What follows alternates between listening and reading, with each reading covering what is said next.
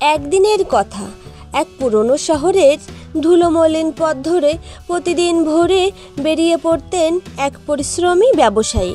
তার সঙ্গে থাকতো একটা গাধা, নীরব শান্ত, তবে ভেতরে ভেতরে বড়ই অলস ও ধূর্ত। প্রতিদিন সেই গাধার পিঠে ব্যবসায়ী লবণ বোঝাই করতেন, শহরের বাজারে বিক্রি করতে নিয়ে যেতেন।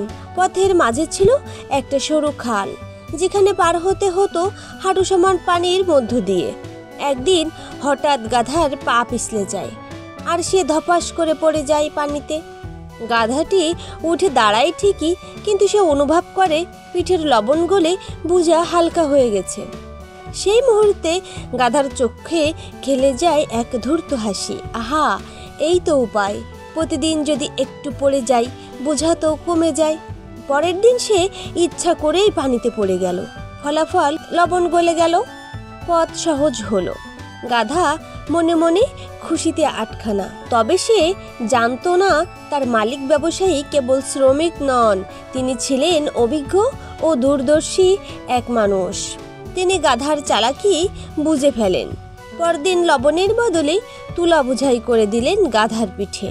গাধা মনের খুশিতে হাঁটতে লাগলো, কিন্তু সে ছিল এতটাই গাধা, সে আবারও ঝাঁপ দিল পানিতে। কিন্তু মুখ শুকিয়ে গেল, শরীর কেঁপে উঠল, কারণ পানিতে ভিজে তুলা অনেক ভারী হয়ে গিয়েছিল। তার হাঁটতে পারাই দায় হয়ে গেল। ব্যবসায়ী হেসে শান্ত গলায় বলল, চালাকি যদি হয় আত্মকেন্দ্রিক ও অসৎ পথে, তবে তা শেষমেশ নিজের বিপদ ডেকে আনে। এ কথা শুনে গাধা তার নিজের ভুল বুঝতে পারল এবং পরবর্তীতে আর কখনো চালাকি না করার প্রতিজ্ঞা করল। অতি চালাকের গলায় দড়ি। সত্য, পরিশ্রম ও সৎ পথে চলাই মানুষের প্রকৃত বুদ্ধিমত্তা।